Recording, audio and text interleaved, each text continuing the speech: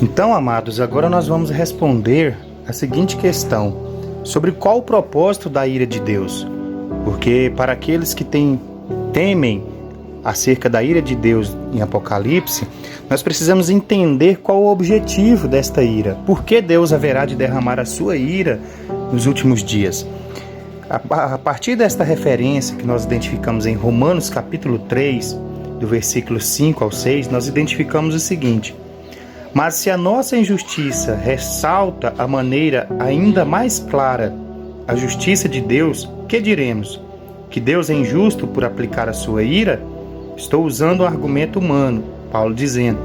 Claro que não. Se fosse assim, como Deus iria julgar o mundo? Quer dizer, nós já identificamos que o objetivo principal da ira de Deus é julgar o mundo. É através disso realizar um juízo sobre a humanidade. Em Romanos capítulo 9, do versículo 21 ao 28, ainda traz isso de uma maneira mais objetiva, onde diz: o oleiro não tem direito de fazer do mesmo barro um vaso para fins nobres e outros para uso desonroso? E se Deus, querendo mostrar o quê? A sua ira, tornar conhecido o seu poder, suportou com grande paciência os vasos de sua ira preparados para a destruição. Irmãos, recordem-se dos acontecimentos no Egito, as 10 pragas do Egito, onde Deus, a fim de fazer manifesto, conhecido o seu poder, fez todos aqueles acontecimentos. Endurecia o coração de Faraó. Versículo 23. Quer dizer, se ele fez isto para tornar conhecidas as riquezas de sua glória aos vasos de sua misericórdia, que preparou de antemão para a glória, ou seja, a nós, a quem também chamou, não apenas dentre os judeus, mas também dentre os gentios, como ele diz em Oséias. Então, reparem, irmãos, que os vasos que receberão a ira já foram preparados, já estão preparados para receber a ira. Mas nós, a igreja, a quem ele também chamou, não é os vasos para desonra, mas o vaso para honra. Chamarei meu povo a quem não é meu povo, chamarei a minha amada a quem não é minha amada.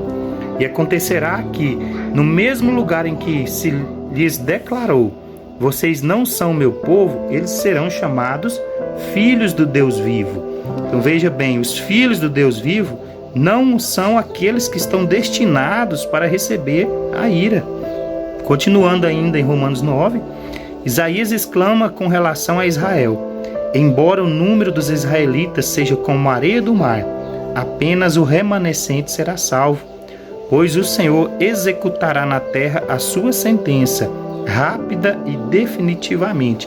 Que sentença, irmãos? Aí nós vamos chegar lá agorinha. Apocalipse capítulo 16, que se trata do derramar das taças da ira de Deus.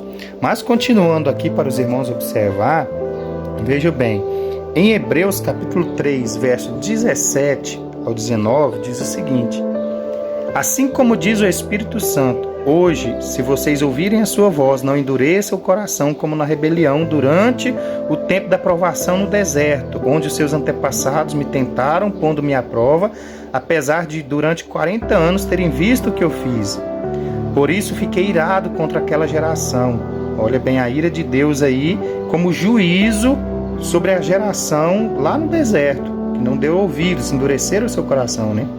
E disse, o seu coração está sempre se desviando, e eles não reconheceram os meus caminhos.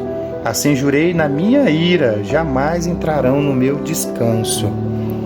Cuidado, irmãos, para que nenhum de vocês tenham o coração perverso e incrédulo, que se afaste do Deus vivo.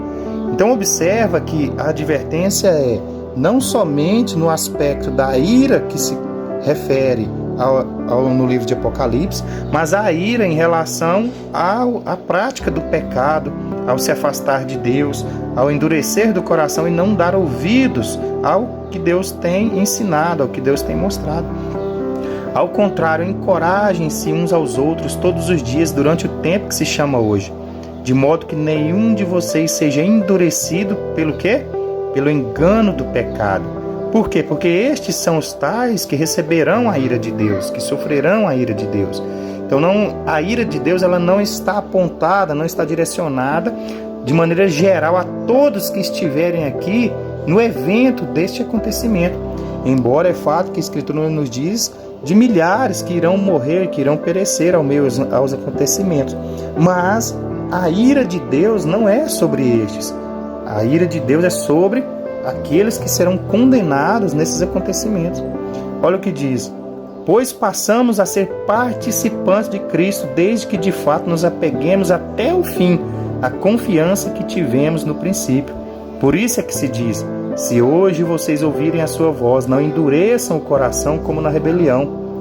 Quem foram os que ouviram e se rebelaram? Não foram todos os que Moisés tirou do Egito? Contra quem Deus esteve irado, olha aí, durante 40 anos? Não foi contra aqueles que pecaram, cujos corpos caíram no deserto? E a quem jurou que nunca haveriam de entrar no seu descanso? Não foi aqueles que foram desobedientes? Vemos assim que por causa da incredulidade não puderam entrar.